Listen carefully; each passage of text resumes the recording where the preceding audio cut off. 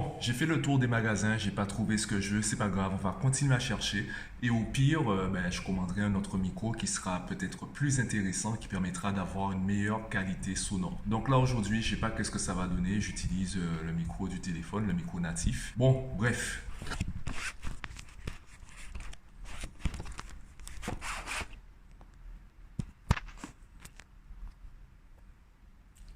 Yo, aujourd'hui j'aimerais t'expliquer la différence entre être original et être différent. On a tous envie d'être original, on a tous envie d'avoir ce sentiment d'être unique. Et on le revendique, on est tous uniques, on est tous différents. Et finalement, on a l'impression que la société, c'est un ensemble de personnes uniques.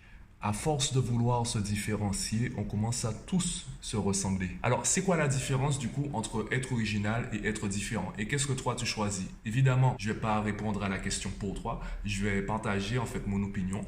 Je vais partager des pistes de réflexion que je juge intéressantes. Ce sera à toi de me dire ce que tu en penses en commentaire du podcast sur la plateforme de ton choix. Ok, pour commencer, voyons l'extrême. Les personnes qui veulent tout faire pour être uniques. Les personnes qui veulent absolument se différencier de tout le monde. Ces personnes vont commencer à faire des choses, à mener des actions, à réaliser des choses qui vont marquer la différence. Il n'y a qu'elles qui le feront dans le monde. Elles veulent absolument être uniques en faisant des choses uniques. Elles pensent qu'en faisant des choses uniques, on va les juger comme des personnes uniques. Pourtant, c'est pas vraiment ça. C'est pas vraiment comme ça que ça fonctionne. Tu n'as pas besoin d'être différent pour être original. Et que tu le veuilles ou non, dans la société, on a du mal avec la différence. Tu te souviens peut-être, je t'avais déjà parlé du biais de confirmation. Alors, comment ce biais cognitif va fonctionner ici? Tu connais la phrase « qui se ressemble s'assemble ». L'inverse est aussi vrai. Qui s'assemble finit par se ressembler. Et tu vas davantage trouver sympathique les personnes qui sont d'accord avec toi ou avec qui tu es d'accord. Tu seras davantage d'accord, tu seras plus favorable, ce sera plus facile pour toi d'être d'accord avec des personnes que tu juges sympathiques. Tu vas davantage les défendre, tu vas davantage essayer de les comprendre puisqu'à la base tu les as trouvés sympathiques et c'est impossible pour toi, enfin impossible, ce sera difficile pour toi d'envisager l'idée que les personnes que tu trouves sympathiques en fait soient bêtes ou tout simplement, je sais que le mot est un peu fort, qu'elles soient tout simplement, qu'elles aient des opinions complètement différentes des tiennes. Et c'est là que joue la différence. Je te donne un autre exemple. Je te montre une œuvre. À quel moment tu vas dire que cette œuvre est originale? À quel moment tu vas dire que cette œuvre est nulle? Alors, il y a deux possibilités. Première possibilité, tu as rencontré l'auteur, tu as discuté avec lui et le courant s'est mal passé. Eh bien, grâce au ou à cause du biais cognitif, à cause du biais de confirmation ou grâce au biais de confirmation, si ça s'est bien passé, il y a de fortes chances que tu trouves l'œuvre originale, même si, si elle est en désaccord avec ta perception de la réalité, s'il y a un désaccord entre la vision de l'auteur dans cette œuvre et la tienne, si vous entendez bien, si tu l'as trouvée sympathique, il y a des chances que tu dises qu'elle est originale. Ce n'est pas comme ça que tu aurais vu ça, mais ça passe. Par contre, si vous avez eu des désaccords, si tu t'entends pas bien avec le créateur, là tu diras que c'est nul.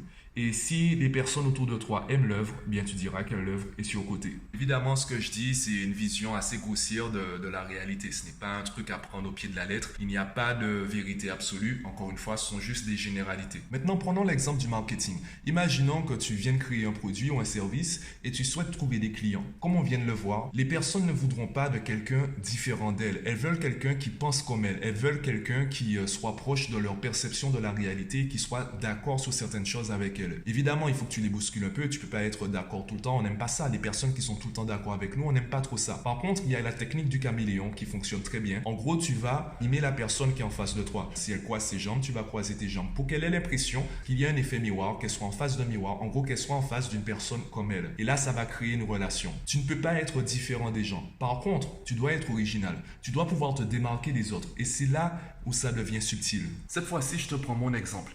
Quand j'ai voulu lancer Mathmaniac, je me suis posé cette question. Quelle sera la différence entre les autres profs de maths et moi? Quelle sera la différence entre l'étudiant qui propose des cours à 5 € de l'heure et moi, en fait, qui veux gagner ma vie grâce aux cours? Comment je pourrais faire? Eh bien, j'ai dû réfléchir à mon originalité. Premier levier concernant mon originalité, c'est déjà ma personnalité, ma façon d'aborder les choses. Et c'est la raison pour laquelle, en fait, je produis des vidéos, je produis des podcasts, j'écris des articles. C'est pour qu'on sache comment moi je réfléchis, comment moi je vois les choses. Et finalement, les parents qui me contactent, ce sont des parents, en fait, qui sont d'accord avec moi sur certains points. Peut-être pas tous. Ils vont trouver ma vision originale, mais pas si différente que ça. Et les parents qui vont pas m'appeler, les parents qui vont me critiquer, vont m'insulter dans les commentaires, ce sont des personnes qui me trouvent trop différent d'elles.